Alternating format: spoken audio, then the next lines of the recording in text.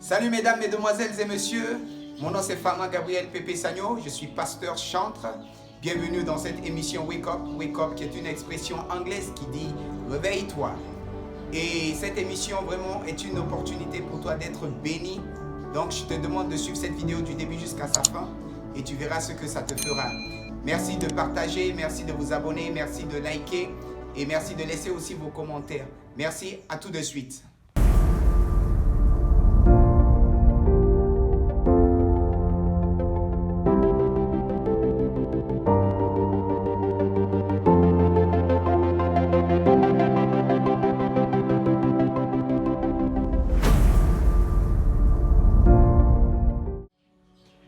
Il y a trop de complications dans le monde. Et sur ce, nous nous demandons souvent, ah mais mes économies sont en train de baisser. Oh, je n'ai pas mon loyer, je n'ai pas pu payer ma facture d'électricité, je n'ai pas payé telle facture, il y a mon créancier qui m'attend, il y a telle situation, il y a telle situation. C'est-à-dire, nous sommes emprisonnés dans une multitude de problèmes que nous voulons vraiment résoudre. Mais je vous demande de suivre encore cette vidéo jusqu'à sa fin et vous allez voir ce que ça va vous faire. Notre petite histoire se portera dans le livre de 1 Roi, chapitre 17, à partir du verset 8. Dans cette histoire, nous voyons que Dieu envoie son serviteur Élie vers une femme qui est veuve. Cette femme, elle a non seulement perdu son mari, et elle vivait des moments difficiles, elle vivait des moments compliqués, elle et son enfant. Et comme vous le savez, son mari était déjà mort, donc il n'y avait personne pour subvenir à leurs besoins. Et pendant cette période, le prophète Élie lui-même avait décrété un moment de sécheresse dans toute l'étendue du pays. Et cette femme, elle était en train de préparer, c'est-à-dire elle se préparait à manger son dernier repas, elle et son enfant, et après mourir.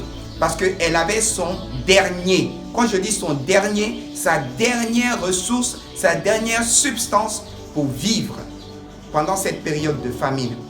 Et voilà que Dieu envoie Élie vers cette femme pour que cette femme-là le nourrisse.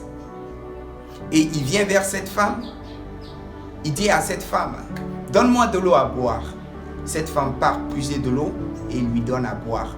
Ensuite, il dit à cette femme, apporte-moi du pain, je vais manger. Cette femme dit, homme de Dieu, nous vivons des conditions difficiles. Nous vivons des conditions compliquées. Là où je suis, je n'ai qu'un poignet de farine et un peu d'huile dans mon vase. Et nous allons préparer, mon fils et moi, nous allons préparer du pain et ensuite nous allons manger et nous allons mourir. Parce que nous sommes au niveau de notre dernier espoir. Il n'y a plus d'espoir, c'est fini pour nous. Et comment tu peux nous dire de prendre notre dernier et te donner pour que tu puisses manger? Et il dit non, ne crains pas. Parce que lorsque tu auras fini de préparer ce repas que tu as prévu de préparer pour toi et ton fils afin de mourir, et que tu m'aurais donné, moi le prophète de Dieu,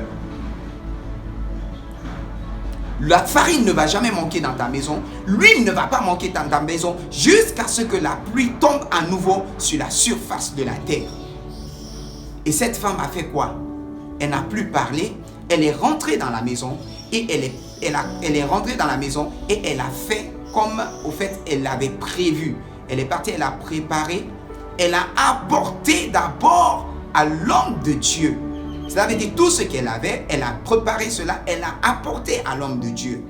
Parce que l'homme de Dieu lui a dit, envoie-moi d'abord, et lorsque tu auras fini de m'envoyer, tu vas préparer maintenant pour toi. Elle est partie vider son vase pour donner à l'homme de Dieu. Et c'est par la foi qu'elle a donné à l'homme de Dieu, parce qu'il n'y avait plus rien maintenant. Et lorsqu'elle se retourne maintenant pour aller cuire, elle se retourne pour aller prendre de la farine et de l'huile à nouveau qui n'existait plus après qu'elle l'ait donné à l'homme de Dieu, elle voit qu'il y a de la farine, elle voit qu'il y a de l'huile. Elle se lève et elle prépare pour son enfant et elle mange. Et voilà que pendant le temps qu'Élie a fait dans cet endroit, l'huile, la farine n'a pas manqué du tout. Et comme l'homme de Dieu a dit, ce n'est que lorsque seulement la pluie est descendue à nouveau que l'huile est certainement terminée, parce que c'est ce que l'homme de Dieu avait dit.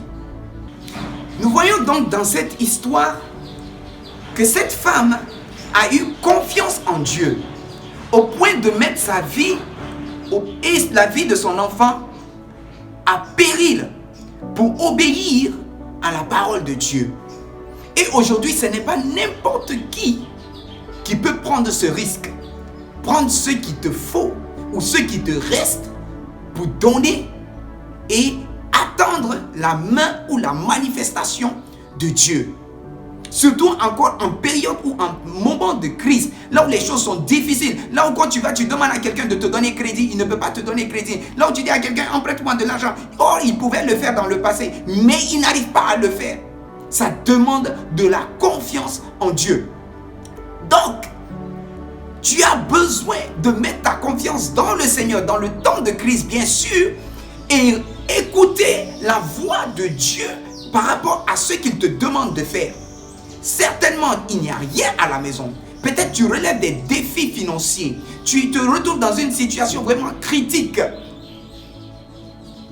Prends une semence. Prends quelque chose qui te coûte. Prends quelque chose qui te vaut beaucoup. Et va vers quelqu'un vers qui Dieu te conduira.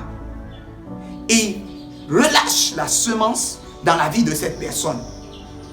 Ça peut être des orphelins, ça peut être une veuve, ça peut être un serviteur de Dieu, ça peut être un frère, ça peut être une sœur qui vit des moments difficiles et compliqués. Écoute ton cœur et va vers la personne vers qui Dieu te dirigera. Dieu a dirigé Élie vers la femme. Et Dieu te dirigera aussi vers une personne vers qui tu vas libérer ta semence. Et cette semence va provoquer la manifestation de la main de Dieu parce que tu as eu confiance en lui. Donc fais confiance en Dieu en ce moment et vois ce qu'il va faire. Sème dans la vie de quelqu'un. Investis dans la vie de quelqu'un. Donc à partir de cette histoire, je veux attirer votre attention, pas par le fait qu'elle ait obéi au prophète pour lui donner à manger, non, mais la confiance qu'elle a eue en Dieu afin de poser cet acte. Parce qu'effectivement, c'est ce qui a joué.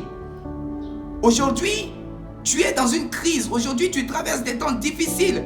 Peut-être, tu n'as rien peut-être à la maison. Il y a les créanciers qui sont là. Ils sont en train de te traquer. Tu es là. Les choses sont difficiles. Tu ne sais même pas comment t'en sortir. Cette femme a mis sa confiance en Dieu en faisant cette action. Est-ce que toi, tu es prêt à mettre ta confiance en Dieu et voir s'il va agir, pour voir comment il va agir dans ta situation? Qu'est-ce qui te manque? Qu'est-ce qui te manque? Qu'est-ce que tu n'as pas? Prends cette chose qui te reste, prends cette chose qui te coûte cher, prends cette chose qui a une si grande valeur pour toi. Va vers quelqu'un vers qui Dieu te dirigera, parce que Dieu a dirigé Élie vers cette femme. Donc toi aussi, dis au Seigneur, Seigneur, dirige-moi vers quelqu'un vers qui je vais aller semer en te faisant confiance pendant ce temps de crise. Parce que cette femme a risqué sa vie. Elle a risqué la vie de son fils. Oui, la vie de son fils et sa vie étaient en péril. Mais elle a pris le risque. Et elle s'est tenue sur la parole de Dieu afin de faire ce que Dieu lui a recommandé de faire. Et en retour, l'abondance est rentrée dans sa maison. Oui, dans Proverbe, le chapitre 11, le verset 24 à 25, on dit tel qu'il donne libéralement, devient plus riche. Tel qui épargne à excès, il ne fait que s'appauvrir. L'âme bienfaisant sera rassasiée. Celui qui arrose sera arrosé. Et oui, toi qui donnes, toi qui es libéral, toi qui donnes avec joie, Dieu te bénit et Dieu te rend riche.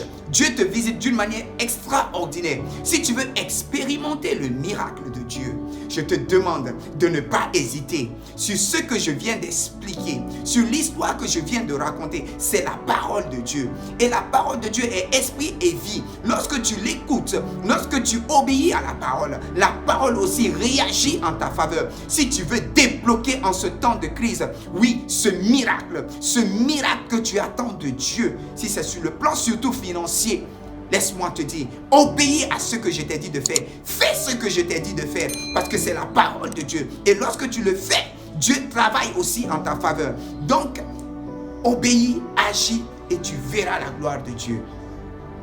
Voilà le miracle que tu peux débloquer ou le secret de comment tu peux débloquer des miracles en temps de crise.